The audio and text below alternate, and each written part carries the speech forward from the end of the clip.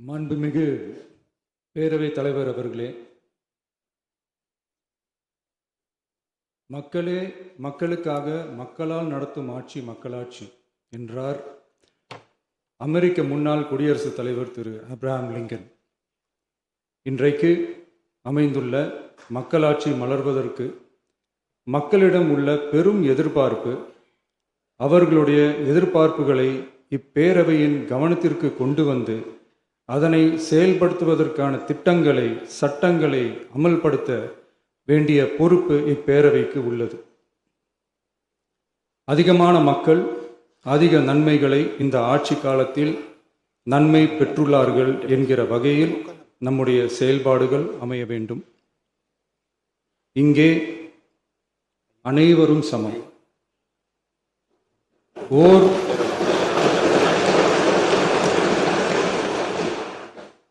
ஓர் உறுப்பினரை கொண்ட கட்சிகள் இங்கே இடம் பெற்றிருந்தாலும் அவர்களுடைய கருத்துகளுக்கும் அதிக எண்ணிக்கை பெற்ற தமிழக வெற்றி கழக உறுப்பினர்கள் தெரிவிக்கும் கருத்துகளுக்கும் சமமாகவே மதிப்பளிக்கப்பட்டு நல்லவை ஏற்கப்பட்டு அல்லவை நிராகரிக்கப்பட்டு ஜனநாயகத்தின் இதயமாகவும் மூளையாகவும் இப்பேரவை செயல்பட வேண்டும். அதற்குரிய வகையில் பெருமை வாய்ந்த வரலாற்று சிறப்பு கொண்ட இப்பேரவையை நடத்தி செல்லும் பண்பை பெற்றுள்ளவரையே தமிழக வெற்றி கழகம் முன்மொழிந்து தாங்கள் இன்றைக்கு இந்த ஆசனத்தில் அமர்ந்துள்ளீர்கள். மாண்புமிகு பேரவைத் தலைவர் அவர்களே, தாங்கள் பேரவைத் தலைவராக ஒருமனதாக தேர்ந்தெடுக்கப்பட்டுள்ளீர்கள். தங்களை இந்த ஆசனத்தில் மாண்புமிகு பேரவை முன்னவரும் எதிர்க்கட்சி தலைவரும் தங்களுடைய கரங்களை பிடித்து அழைத்து சென்று அமர வைத்தார்கள். இந்த சம்பிரதாயம் எப்படி வந்தது என்று சொன்னால் சுவாரஸ்யமாக இருக்கும். பெரிய வரலாறு சம்பவத்தில் உள்ளது. இங்கிலாந்து நாட்டில் உள்ள பாராளுமன்ற நடைமுறைகளை போன்றதே நம்முடைய பாராளுமன்ற நடைமுறைகளும். மன்னராட்சி இருந்த காலத்திலேயே அங்க பாராளுமன்றம் இயங்கியுள்ளது. அக்காலத்தில் அனைத்து அதிகாரங்களையும் பெற்ற மன்னரும் இருந்தார், பாராளுமன்றமும் இயங்கியது. அங்கே மன்னர் ஒரு பணியை செய்ய வேண்டும் என்று விரும்புவார், பாராளுமன்றம் அவருடைய விருப்பத்தை பெரும்பாலும் நிராகரிக்கும்.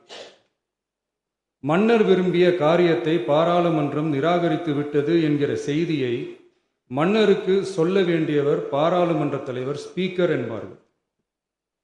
பாராளுமன்றத்தின் கருத்தை மன்னரிடம் சொல்ல வேண்டியவர் ஸ்பீக்கர். அதற்கு துணிவு வேண்டும்.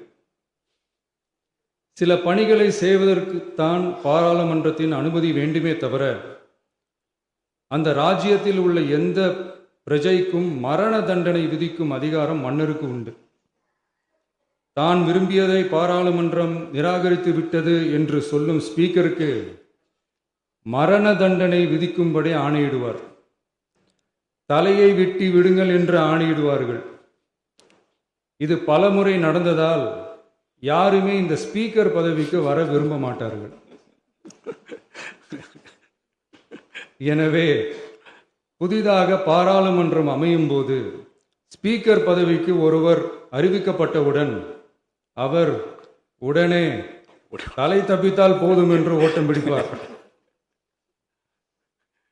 அணை முன்னவரும் எதிர்க்கட்சி தலைவரும் அவரை தடுத்து நிறுத்தி அவர் கைகளை பிடித்து இழுத்து வந்த ஆசனத்தில் அமர வைப்பார்கள்.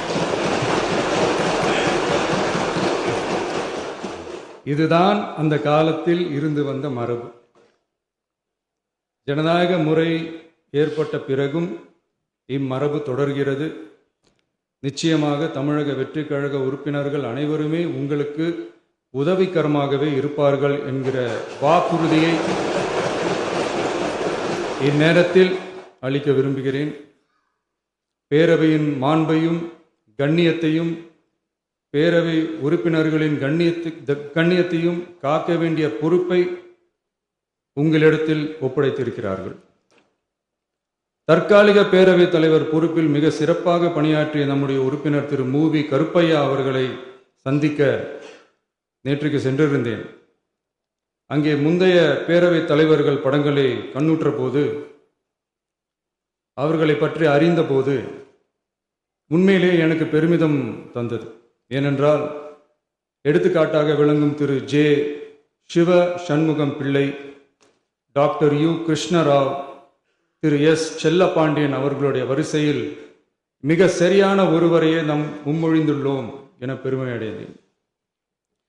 அதே போன்றுதான் நம்முடைய பேரவை துணைத் தலைவர் அவர்களும் நீங்கள் இருவருமே மிக சாதாரண குடும்பத்தில் பிறந்து மக்கள் பணியாற்ற வேண்டும் என்கிற அவாவில் செயல்பட்டு வந்தவர்கள்.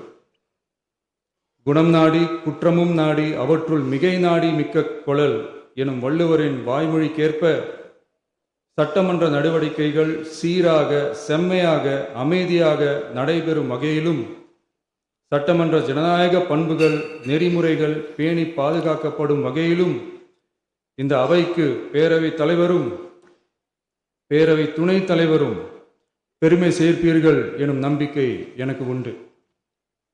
அரசியலுக்கு அப்பாற்பட்டு மனிதர்களை மதிக்கும் நல்ல பண்புகள் நிலைநாட்டப்பட வேண்டும். தமிழ் பண்பாடு போற்றப்பட வேண்டும். அவையின் மரபும் மாட்சிமையும் மதிப்பும் காக்கப்பட வேண்டும் என்ற நல்லெண்ணத்தின் அடிப்படையில் அந்த பதவி ஏற்றுள்ள தங்கள் இருவராலும் காப்பாற்றப்படும்